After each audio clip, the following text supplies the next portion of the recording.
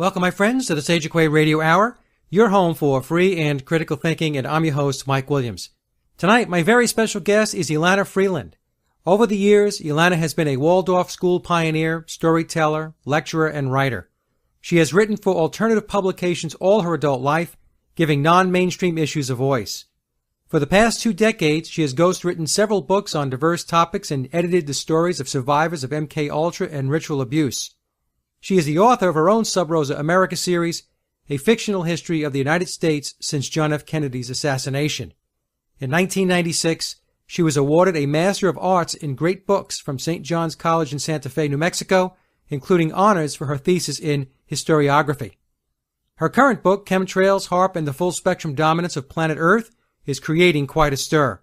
Elana's book examines how chemtrails and ionospheric heaters, like the High Frequency Active Auroral Research Project in Alaska, services a full spectrum dominance. This revolution in military affairs needs an atmospheric medium to assure wireless access to the bodies and brains of anyone on Earth, from heat-seeking missiles to a form of mind control. She hopes to write another book on how HAARP, chemtrails, and the smart grid relate to neuroscience, remote mind control, and the Orwellian transhumanist future, which is now beyond the planning stage.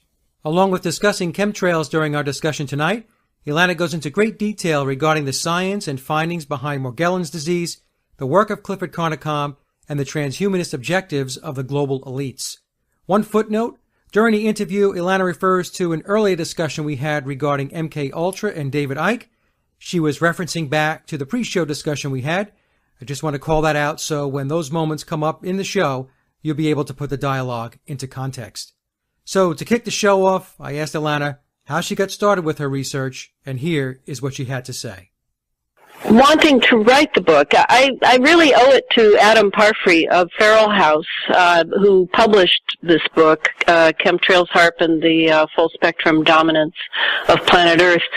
Adam, I had done some editing for him years before when I was living in England, and he approached me and knew I had done a tremendous amount of research on a variety of topics that we would sometimes discuss, because I had written a series called the Sub Rosa America series. It's a historical fictional format of America since Kennedy's assassination, and to do that, to study what Peter Dale Scott calls the deep politics of America, I had to look at many subjects. And you mentioned MKUltra. I definitely spent several years on that and worked for a while with Ron Patton, the publisher Ron Patton, who's a friend of mine, used to live in my hometown.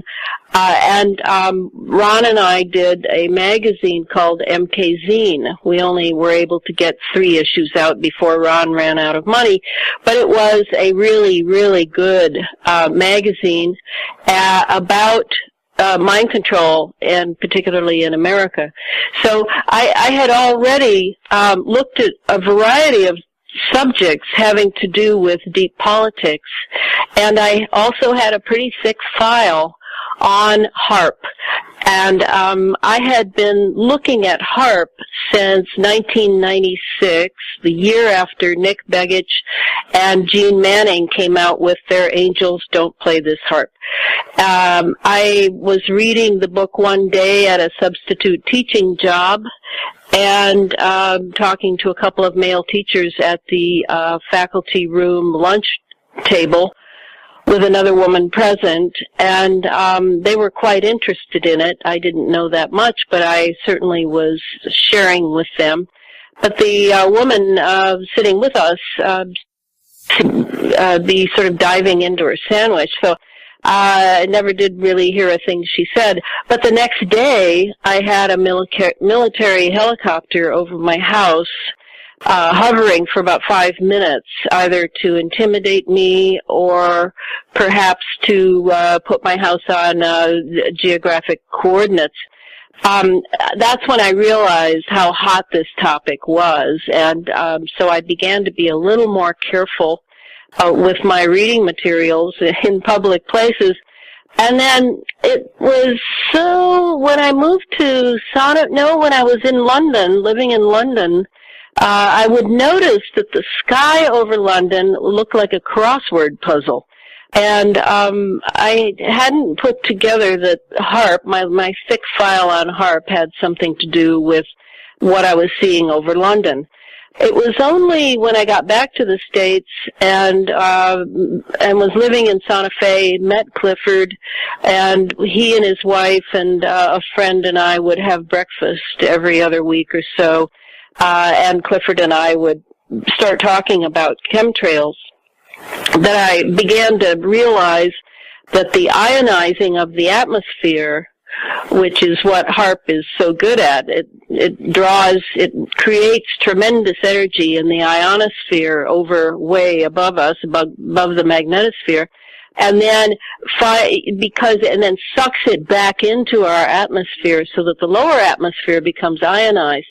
But in order to maintain a certain level of ionization for all of its agendas, it needed the chemtrails. In particular, it needed the heavy metals. As you know, it's mainly aluminum, barium, and strontium, but there are other metals in it. And so I began to see the chemistry of what was being set up in the lower atmosphere. And because Clifford was drawing my blood and the blood of other people, and was studying our saliva in order to see if we had the fibers. I did what he calls the red wine test, and I definitely had the fibers, and I definitely saw under his microscope or spectroscope, I don't remember which it was, I saw this little hybrid that I'll discuss in more detail, this little hybrid creature, bacteria-like, digging its head into my erythrocytes and eating the iron out of my erythrocytes. So I definitely understood that, it isn't just the people with the lesions on their skin who are picking fibers out, seemingly very electrically sensitive fibers, and then being told by doctors that they have delusional parasitosis. Yep. It isn't just them who have these fibers. We all have these fibers. We're breathing them. They're coming down on the chemtrails. And they are assaulting our hemoglobin. So once I realized that it was endemic and not isolated for this person or that, though there are probably very terrestrial delivery systems as well. But in this case, it was because of my friendship with Clifford and and being involved in the initial blood test that I began to realize, wow, this is huge. This puts all the other chemical and biological warfare that we all have been subjected to in this country, not counting other countries, since the Cold War and before. This puts them in the shade, because this is a nanotech operation. And that's where, with Clifford, I watched it with great frustration as he tried to get the CDC and the EPA to duplicate his research in a typical scientific fashion so that then a peer review board could look at it, etc., and it would become mainstream. Well, I watched them just block everything he tried to do, and yet at his site, as many as 100 and I can't remember what the number is, 160 alphabet soup agencies were hitting his site every week, wanting to see what he was coming up with on his own as he retrofitted everything that I'm sure they already had. So I've looked at it as an experiment. And then I get back to the Northwest. Adam Parfrey contacts me and asks me, do I feel that I could write a book on chemtrails? Well, I mean, it was just destiny knocking. It was like Beethoven's Fifth for me. It was so transparent, of course I can, because why else have I known Clifford, and why else did I almost get a bachelor's in biology? I always loved biology. So that's how the book came to be. It took me 1.5 years to write and research, and I learned a lot about the researching process when you can't go to the library and order a big armful of books on the topic that you're writing about, because it's a national security experiment, and there is nothing available as far as mainstream written books. However, everything that I needed was pretty much in open source on the internet. And to me, it's sort of like what I think it was Dick Cheney said at one point. Someone had warned him that maybe someone would find out about something, and Dick Cheney said, "Oh, Americans don't read anymore." Well, maybe that's why all of this is in open source.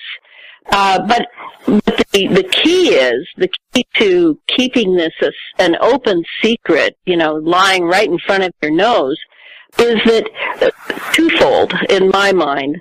One, it's scattered all over the place and mixed very carefully, in my opinion, with some disinformation, a little bit of bending this, and a little bit of, one of the things, for example, I found was the constant use of the subjunctive tense.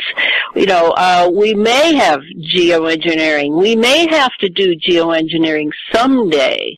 And that, of course, it's already been going on for many years. So leaving it scattered about like Osiris's body, and then using the subjunctive, and then using the conspiracy theory catch-all to marginalize and draw the mind toward doubt. But I found that everything I needed was on the internet. And I reread Will Thomas's Chemtrails Confirmed. I reread Angels Don't Play This Harp, and then a couple other books Nick did, and then I read a couple more. A short one on the Aurora by Bill Sweetman. Anything that would get me into the language, the technical language of the technology. And then, of course, when Clifford and I were deconstructing over the telephone Bernard Eastland's 1987 patent, wherein he pretty much, if you're willing to read that sort of patent language and really get into it and dissect it, pretty much explains everything about how HARP works. And when I say HARP, Mike, I want to be clear to listeners. I'm not just talking about Gakona, Alaska. Gakona, that one installation, which actually works in tandem with 3 other installations up by the Arctic Circle, that is just one ionospheric heater. There are many, many installations around the world, and if I were to, I think I list 50-some in the book, but there are many more. I would say between the ionospheric heaters, the radar installations, particularly on NATO bases, and radio observatories, which act as receivers. And then that's not counting radio stations, cell towers that have all sorts of military artifacts on them that have to do with NEXRADs and basically the steering of the plasma in the atmosphere for moving weather systems. I would have to say there's close to 100. And it's very much on a grid. And there were 2 chapters in the book that my publisher decided to take out. I was a little upset, as you can imagine, but when he explained his reasoning, it made sense. He felt that those 2 chapters, which really go into what I call the smart grid, and how our nervous systems are being plugged into this ionized atmosphere we're now all breathing, he felt that it was worth another book and should be expanded, and that what I had written already was surprising. It would be enough for people to digest. And so that remains to be seen if I will write that. And that goes from the smart grid, the idea of how the smart grid is set up. And I would go into all sorts of things, fiber optics and the cell towers and our nervous system, cyclotron resonance, and all of Dr. Robert O. Becker's ideas on how cyclotron resonance affects our, if it's pulsed with an ELF, a very long wave that can actually completely go around the Earth in one long wave, how that could plug our nervous system into this ionized atmosphere, and that, I admit that I'm very interested in that because I too did a long stint on MK Ultra, and very much understood by the end of my research into the history of MK Ultra, which, as you know, they say ended in '73, and that's nonsense. How it goes forward into what I call EMK Ultra, which is electronic remote mind control. And this is a godsend for them, whereas this Tesla tech that they're using and have developed a very, very sophisticated system. Tesla, of course, saw it as being free energy for all citizens. Obviously, that's not the direction it's going. And now it has been into the weapon that Tesla had already discovered between Colorado Springs and his experiments there and Weidencliff out on Long Island. So now we're there, and the way I do life is I get stronger the more I know. And that's, of course, I'm very much an intellectual, very much a student and a researcher. But I really recommend to people to not allow fear to blind their minds, because once you understand how this is working, then you can ameliorate various aspects of your outer environment and your inner bodily environment. And that's kind of how I see it, is this war is long, many battles are coming, and I need to keep in as tip-top shape as I can while not being a Luddite, and while still using computers and living around Wi-Fi environments. However, there are many things that we can study, that we can incorporate into our lifestyle that will not only make our health flourish, but will protect us from this particular electromagnetic era that many of us have been born into, and maybe we'll be able to do something. Maybe then some terrible cataclysm is coming from the power mongers, the psychopathic power mongers who always take things to the nth degree. I don't know, but what I have in mind is future generations. And I wanted to write this book just to give people talking points, if you will, and to once and for all put to death that silly conspiracy theory nonsense, which, if you look at the over 600 footnotes in the book, obviously I don't think it's a conspiracy theory in that dismissive way. It has to be categorized as a conspiracy theory because, well, we're not being allowed anywhere else. I mean, we don't control the media. The media has been controlled by the CIA ever since Operation Mockingbird and Cord Meyer. So we have to take what our situation we're given, just as a guerrilla warrior would in a jungle situation with second-rate weapons and defense systems. I don't mind. because I know I'm in alliance with the good guys. I just want to give people more tools so that they're not either running around like chickens with their head off of the sky is falling, or that they're trying to hide from what they feel they cannot have any power over. I really feel that knowledge is power, scientia est potentia, and that's what I stand for, and that's why I work hard to educate people so that we can deal with these technologies coming toward us at such an amazing pace.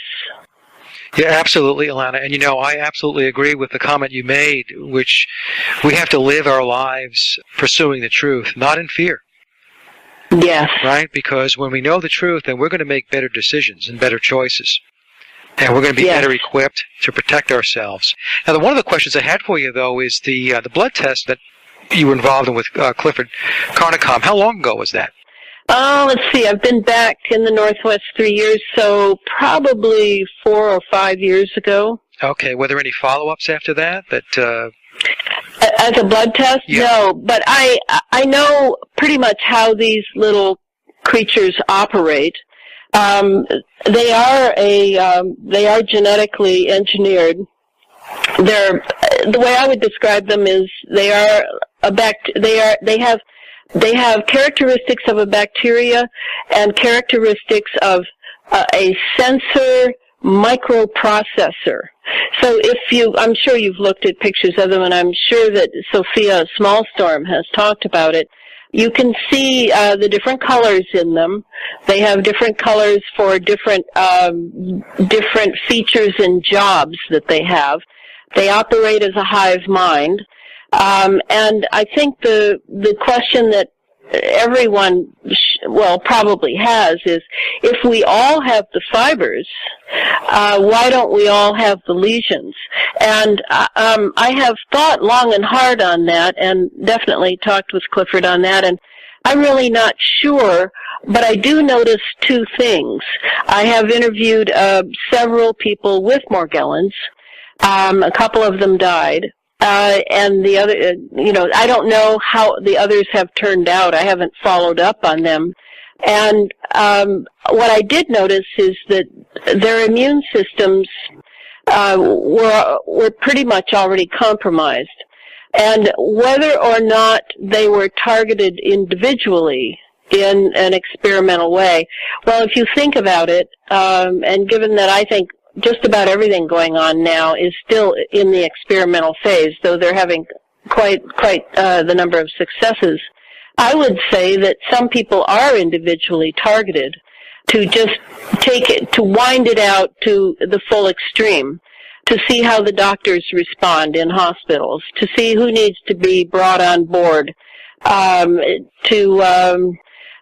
follow their hospital records, their clinic records. For the homeless, to centralize the homeless recording system, which I don't know if you remember, but George W. Bush did when he was in office, so that to take a shower or have a bed at night in some sort of mission or place, then the homeless have to put their number in so that they can be tracked. I remember being shocked years ago when I was studying the Nazis during the war and how they took these meticulous records. Well, and they had IBM computers, of course, but nothing like what we have today. And we put the Nazis to shame in our record keeping of people involved in experiments the military is interested in. So I think that the other factor of this hybrid is as I said, it has sensors in it. These sensors are two-way through the microprocessors. In other words, the sensors can be communicated with. The organism itself can be communicated with remotely. And my guess is that another possible scenario for why some people have the lesions and some don't is that someone has decided somewhere, maybe at one of those computer monitors in Colorado and the old NORAD, that they'll make sure that this person has a full breakout. Could it be the body rejecting this hybrid that's in the body that's causing the lesions and, the Morgellons outbreak? Attempting to get better, yes, but my guess is that they would have multiplied to such a number that it wouldn't happen until that number was reached. I have no idea what that number is, but I know that it's in the billions. Yeah. So in my case, I followed the same diet. I became macrobiotic when I was 21. And for 6 years was very rigid in the diet as I was actually, I think, healing my hypoglycemia. That was gone. My health has been fabulous all these years. I'm much less rigid, of course, but I very much learned how to read acidity and alkalinity. And this is the key. Clifford has been able to grow these little creatures in petri dishes. Has made many cultures and experimented with many cultures using various chemical solutions and normal solutions that everybody has in their bathroom to see what they react to, what they grow and proliferate in. And what he has discovered is no surprise to me, which is they love acidity and they hate alkalinity. They will not grow. They will not die in an alkaline environment, but they will not grow. They will go into stasis. In an acidity environment, they go ballistic. They go nuts and reproduce at an amazing rate. So in us, say we're the petri dish, which we are, I watch my acid alkaline intake, and how I determine that is not with little pieces of pH paper, but over, we're talking 40 some years I've been on this particular diet and have been very aware. No doctors. I'm 67 years old. I look much younger, of course, and I haven't been to a doctor since I was 13 because mainly I don't trust them, but my health has not merited it. I pretty much do my own health. And so I know they're in here, but they are not, I do not have the subcutaneous crawling sensation. I do not have lesions at this point. I never have had any. So in a way, if I hadn't seen my blood under the microscope, it would be hard for me to imagine that I have this going on. And I think that's the condition of many people. They are not aware that they're breathing anything in other than, maybe some people now know about the heavy metals, which in itself is very difficult to balance.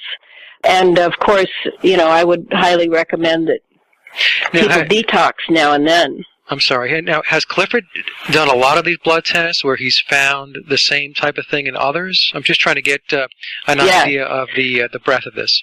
Well, I'd have to get the exact number from him, but I think he's done a culture of about 200 blood samples. Interesting. Is it in every part of the country? Well, I don't know, because this is part of the problem, isn't it?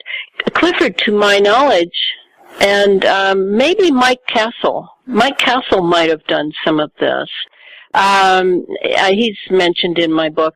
Anyway, I'm not familiar with all of the scientists who are actually isolating these things and running real science experimentation. And that includes repeating it and repeating it and repeating it so that you know what you've got. Clifford is the only person I know of, and he's done it all on a shoestring budget because he has, where is the money? Where are the people with the money that want to put it behind something that can really give us some information? It constantly reminds me of the AIDS epidemic, because I did research on that as well, and of course the World Health Organization was a primary in backing the experiments that led to the creation of the AIDS virus. And so this is, to me, just another one. The only thing that makes it a little weirder to me is that there are the nano-sized microprocessors and sensors in these hybrids that we have beneath our skin. So that gives it a twist that I still think about. And I go into it in the last chapter of the book. There are, to have, you asked earlier about the military families. I would assume that this was very much like MK Ultra in that when research starts, the military starts with its own because they have authority over them. Orders are orders. And that would include their families, as it did with MK Ultra. But given how I have no access to the military other than the occasional article that comes out of a whistleblower or someone who speaks out, and that this military connection is probably the last thing anyone looks at. Oh, gee, look, their family is, they're all military. Well, it should be the first thing we look at when we're trying to figure out how these choices are made of people to experiment on. But the big part of this is planetary. I don't know that China and Russia and other non-NATO countries are experimenting on their people to the degree NATO countries are, but I know that the atmosphere is one. And when Russia recently finally made the decision to not allow GMOs in their country, I actually wondered if it was because they completely get the tandem relationship between GMOs and what's being dropped by the chemtrails. As you know, Monsanto came out with an aluminum-resistant fertilizer. Yes. And Monsanto is completely in bed with these when I say military, I'm thinking of, yes, the military, but I'm also thinking of military contractors.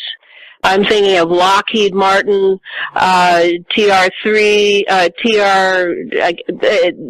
L3, all these guys. Raytheon for sure, because as you remember, Raytheon was one of the initial holders of the HARP patents. Yes. So we're talking about the military-industrial complex and about a world takeover in cahoots with elite transnational dynastic families. I like to think of them because most vast corporations are run by families that are quite old. And this is enriching the medical industry. It's enriching big pharma. It's again, as I say in one of the chapters, I talk about how this is just disaster capitalism on a large scale. People ask me on radio shows, are they trying to kill us all? Is this depopulation? Well, I'm sure depopulation is something that this particular technology of the chemtrails, HARP, pump and dump can do. Absolutely.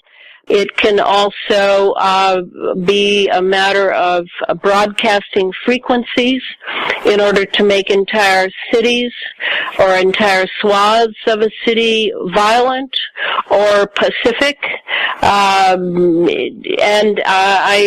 the Ukraine thing hit back in the spring, it was the first thing I thought of. That, now we're going to continue experimenting with frequency. I mean, I thought it when the Egyptian spring happened.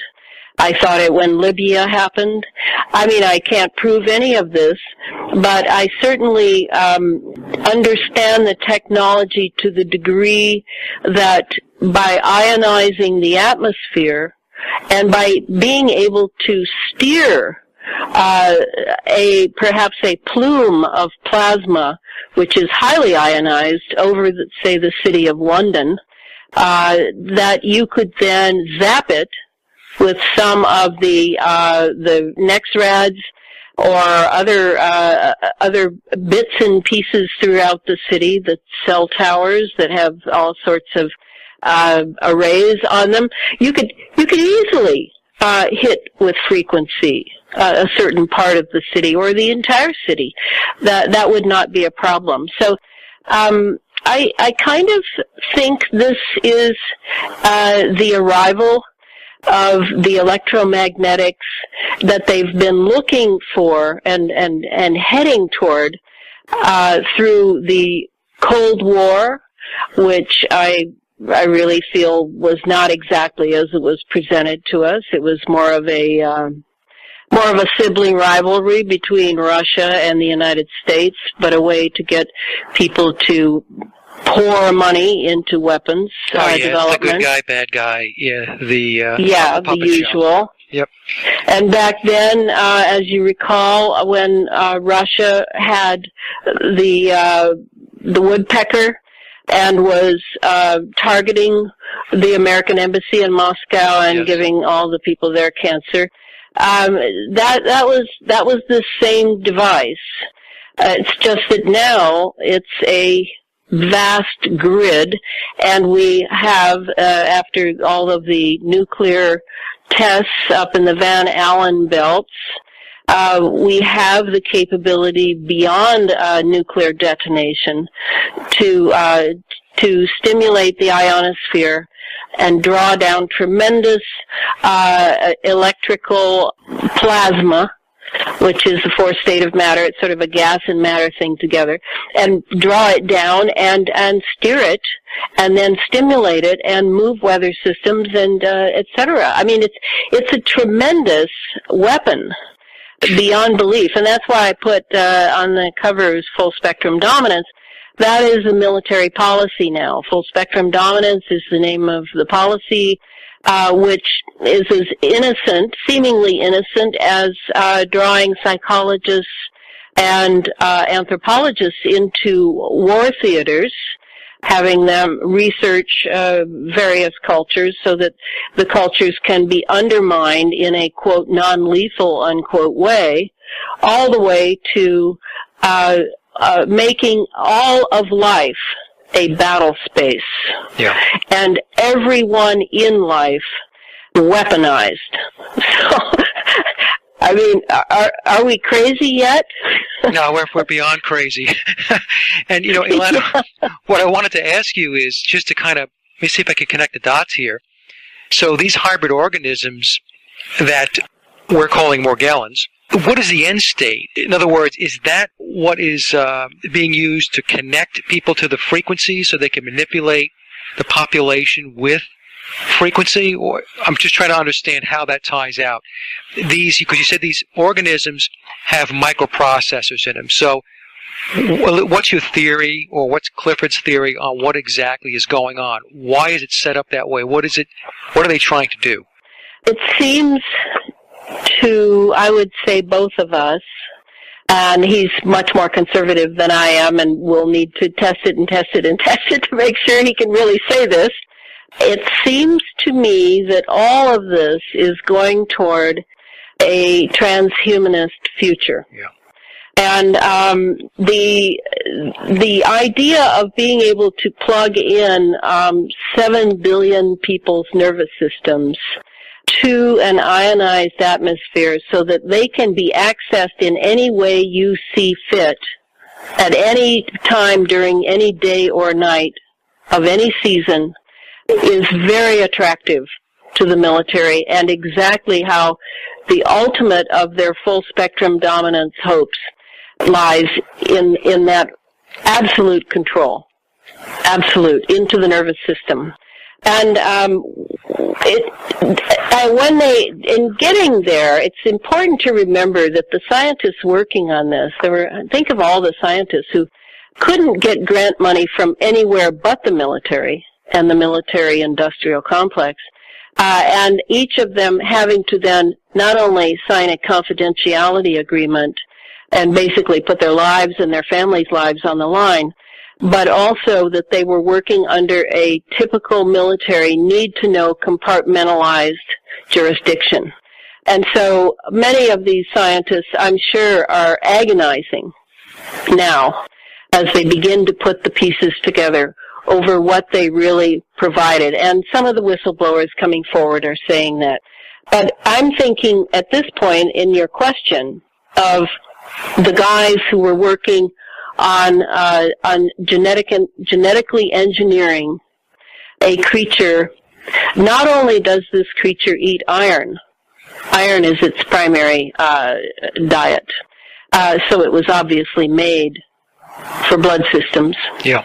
But it also simulates whatever it is told to simulate. So you know the people who've said that they're pulling spiders from their lesions, little crawdaddy-looking things. Yeah, little creature types of stuff. I've heard this and read this, yeah.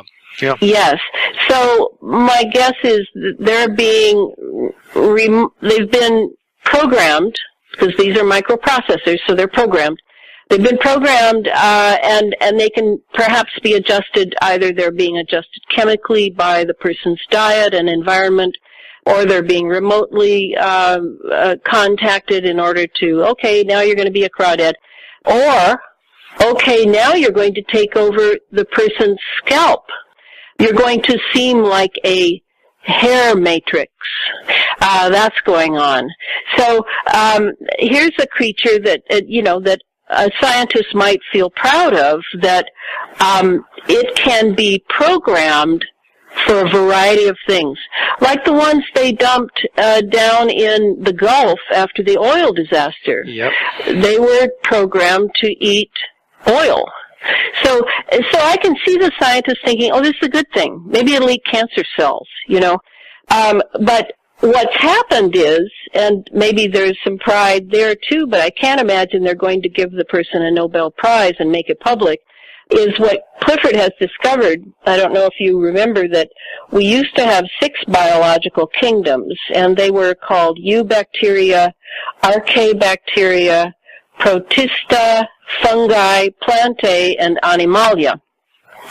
Those were knocked down to 3 domains in 1977 by Carl R. Woese, W-O-E-S-E, interesting last name, and into bacteria, archaea, and eukarya.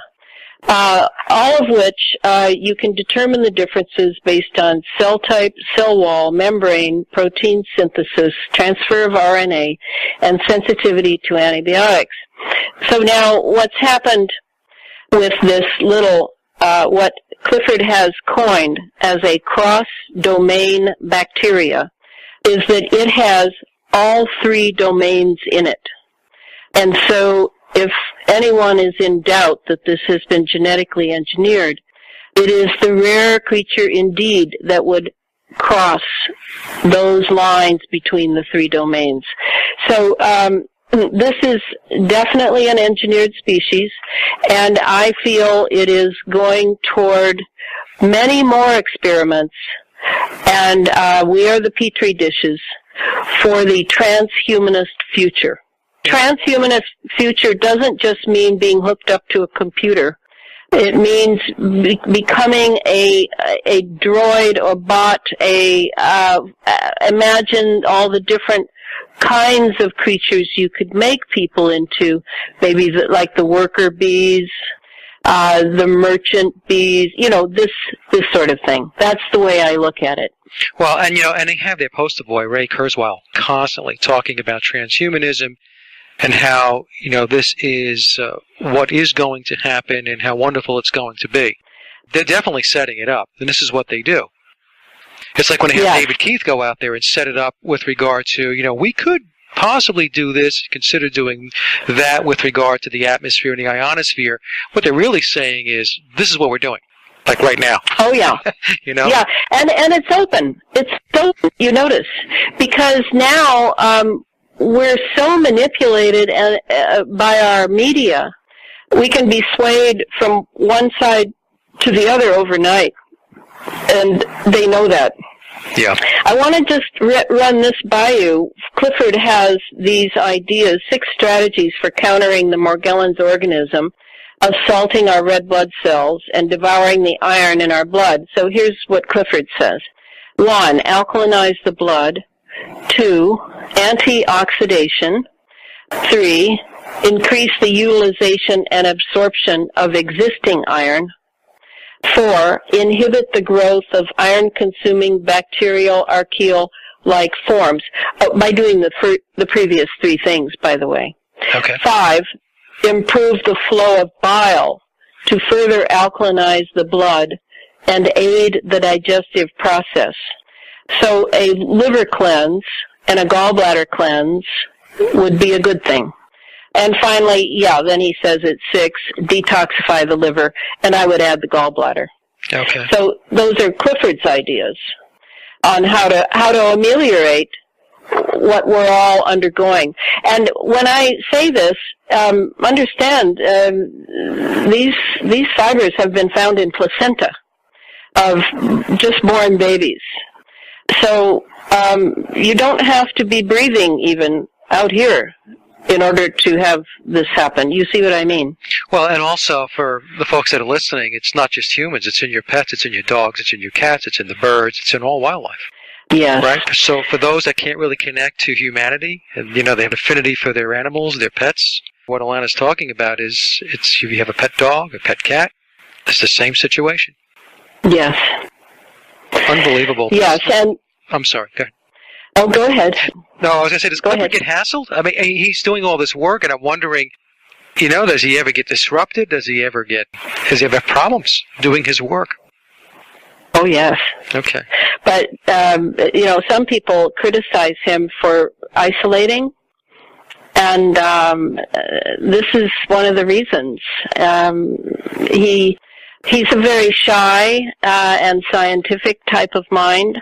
Not an extrovert by any means, very hard worker, very honest, and when he has been harassed, and he had the fibers in a terrible way to the degree that he had to have his teeth removed. I mean, the gums are a real favorite. Gums and vagina, real favorite of these creatures because it's moist. Yeah. Constantly moist. So yes, and he's had a few other that I don't feel free to share, but you bet he is watched, and yet I get the feeling that they're interested in what he can come up with, given that they're giving him no resources whatsoever, and he's struggling. He's struggling. So if there's anyone out there that knows any way to help, let me know. Let me give you the 7 operations that he believes, and I would agree with them. I just hadn't made a list, that are what Chemtrails Heart Pump and Dump are about.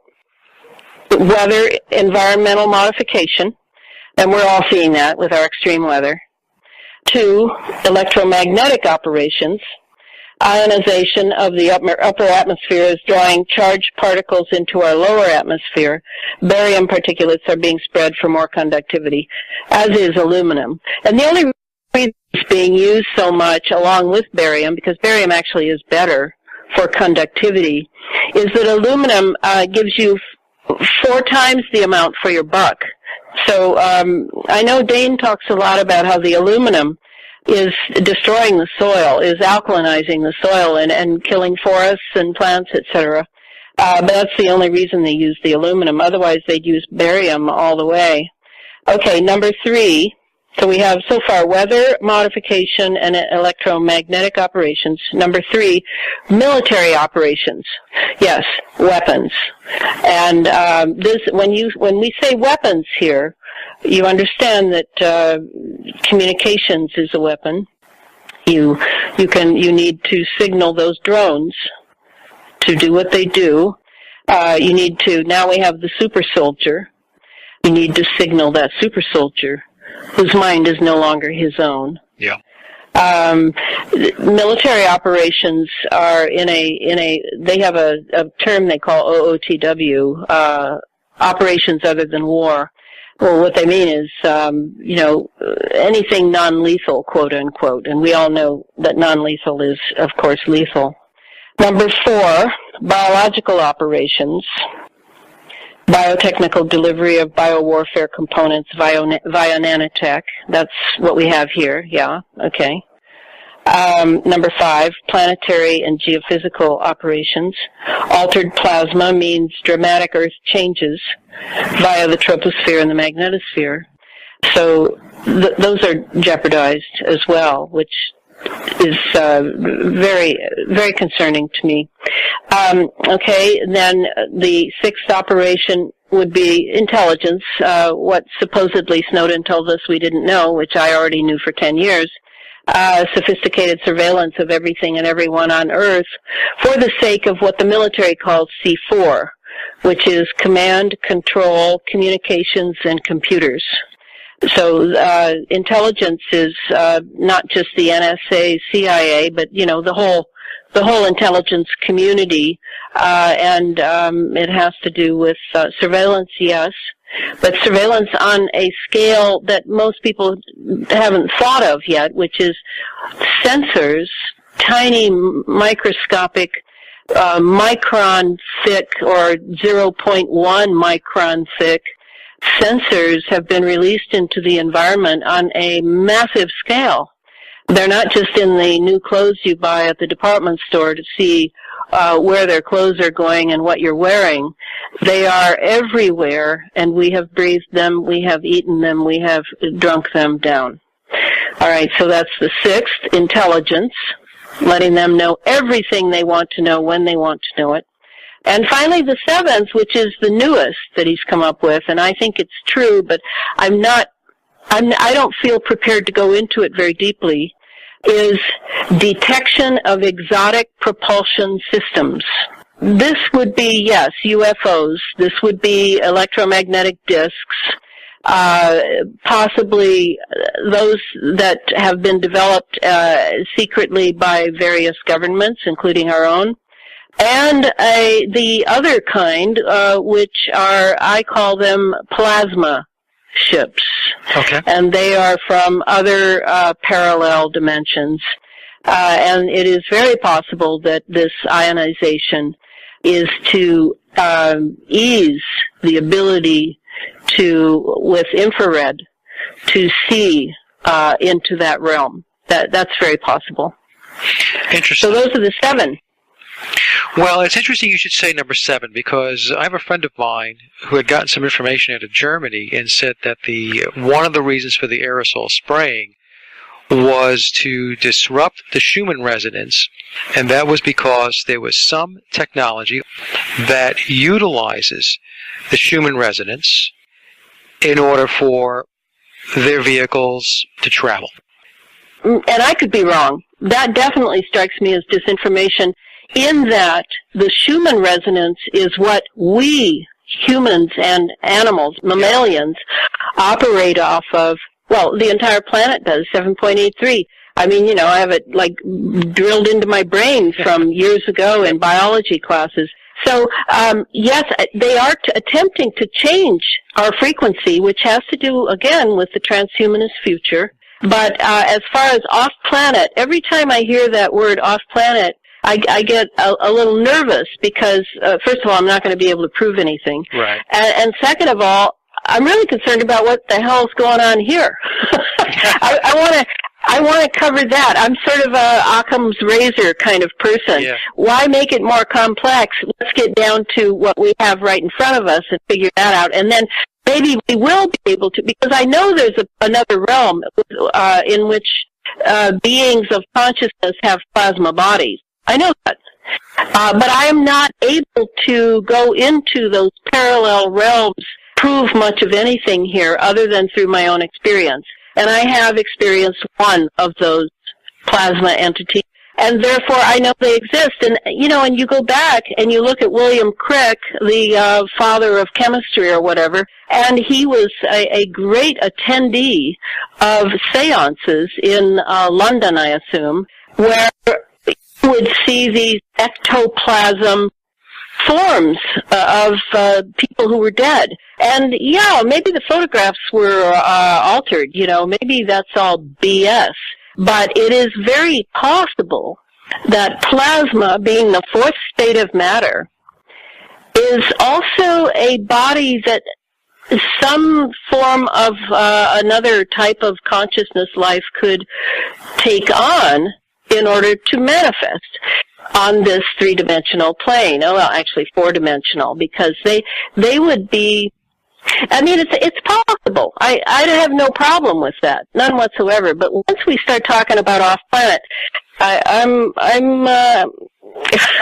think I'm offensive to people. I don't mean to be, but there's no way I can document that. There's no way I can prove that. No, that's but fair if people enough. have, yeah. So that's about as far as I want to take number 7. I was thrilled that because I remember one night when Clifford and his wife and my friend and I were standing outside their place in Santa Fe, and we had Clifford's wonderful telescope out. We were laughing, talking about UFOs, and looking up at the stars, and suddenly Clifford is looking through the viewer and says, "Wait a minute," and because he's very skeptical of UFOs, he used to be, and he says, "Look at that! Look up there!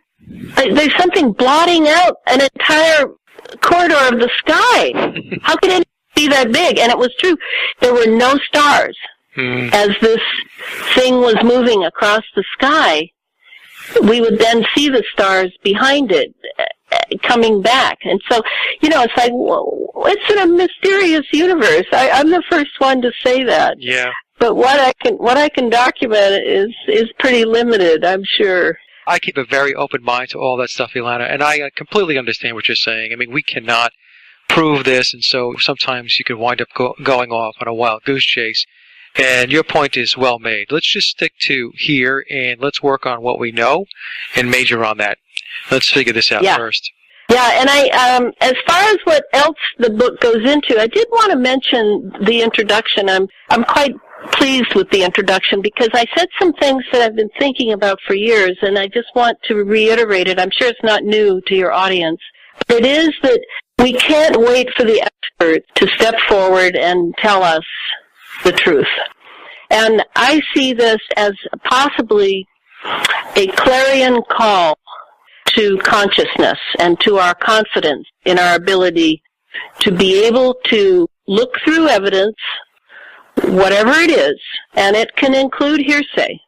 I do not discount hearsay. I have a master's in historiography, and as a historian, hearsay is valuable. People have perceptions, and I do not discount those. I am not living in a world of documentation. Right. I am living in a world with people, and people who have good perception equipment. It's simply that we need to share that information, and in the introduction I talk about what a wonderful democratic opportunity this really is for the common people, not the elites, the common people. We're not experts. We're not plasma physicists. We're not atmospheric physicists. But you can really put together a whole lot if you're paying attention and willing to compare and contrast sources. And that's what you'll see in this book. I am neither of those scientists. Yes, I am friendly to biology, and I am not afraid of hard work in a scholarly way. Not at all. But I still had a lot of decisions to make. Is this source dependable? Can I use this source? And I talk about that in the introduction. I was going to ask you about that. Yeah, how do you vet through those sources? Because how do you determine what it is that is a keeper and what it is that you just should set aside or toss? Well, I have some friends who are very political, and they are much tighter on sources and more mainstream than I am. I always remember what Malcolm X said years ago, and I am a 60s person. He said, "I'm for truth, no matter who tells it." And the problem for me is, okay, I can throw certain sources out.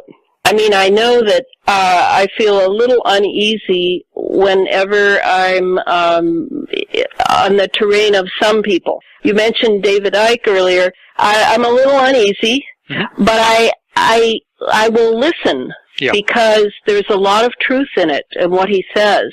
And then Alex Jones, I feel the same way. In fact, I feel that Alex Jones is our David Icke. Fox News, I never listen to. I've already made my decision about that. And you have to come to terms. And the cool thing is, there are so many sources. So many sources. Yeah, some of them pick up something and just repeat what they got from the original source. Right. But you can find it especially if you have access to some of the open source documents of the military and the military-industrial complex. And there are several major documents that are not specious, they're having fun at our expense. They really are thinking in these terms for their future. You know, in one of the great Air Force documents, 2025, I've read through that, and some of the ideas are just outrageous. But I know they're being serious. This is what they want. They want it by 2025. And they're well on their way. So I can't give people a magic formula for how they're going to figure out what's true and what isn't, but of course we have each other. And therefore, if we can find people in our own ranks whom we can depend upon, and we have seen them before in other articles that they've written, in other blogs that they've written, they are dependable, then we can take them as one of our sources, and we continue from there.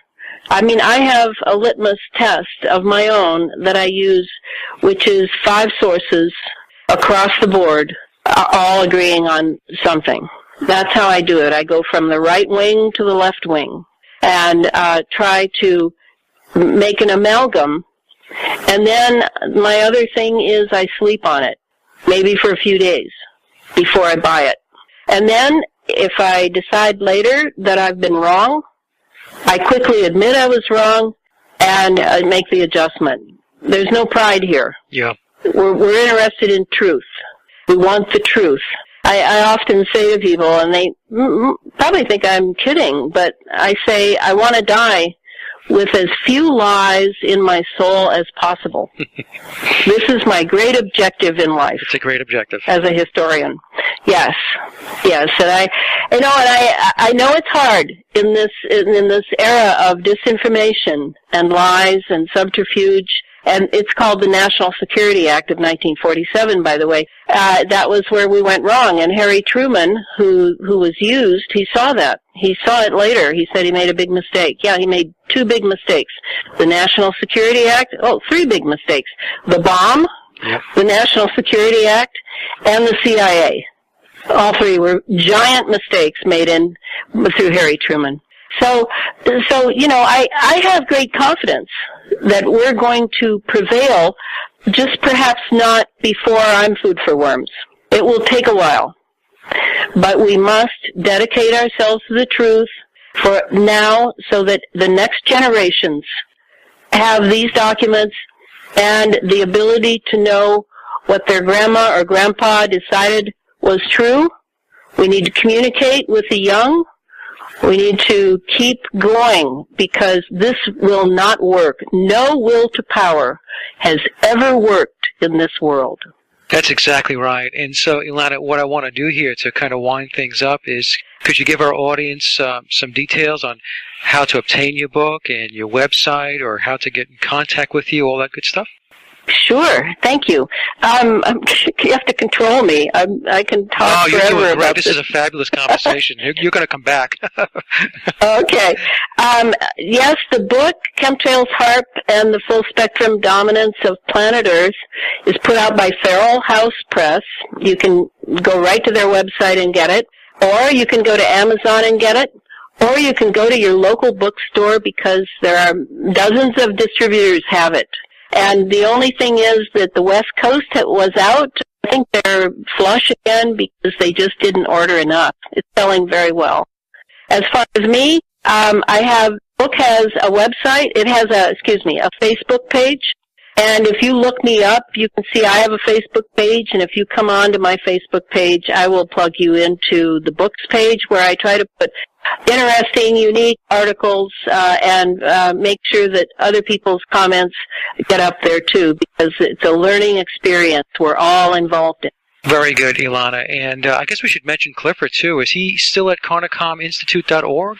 Yes, and I do recommend people go to his website and be careful because how about this for some disinformation? Carnicominstitute.com went up, and it is a complete disinfo site. So he is at carnicominstitute.org. Okay. And all his research is there.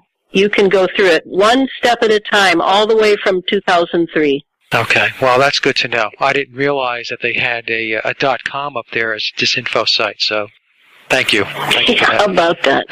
Yeah. Well, Elana, I just want to say this has been really just a fabulous discussion. I learned a lot. I really did, especially... Great. I'm so glad. Yeah, the whole topic on Morgellons and... what's going on there. I think that'll be an eye-opener for the audience. It was an eye-opener for me. And I'd like to say that anytime you want to come back with any kind of updates or if you just want to get the word out, just let me know. All right. Thanks, Mike. You're very, very welcome. And that concludes my interview with Elana Freeland, and I hope you enjoyed the discussion as much as I did. Elana's book, Chemtrails, HAARP, and the Full Spectrum Dominance of Planet Earth can be purchased at Amazon.com. And as always, I'd like to thank everyone for listening and for visiting our blog, The Sage of Quay. Also, please head over to laboroflovemusic.com where you can listen to my album, Leaving Dystopia. And remember, live in truth and always serve creation. It's really that simple. See everyone next week. Be safe, enjoy, and God bless.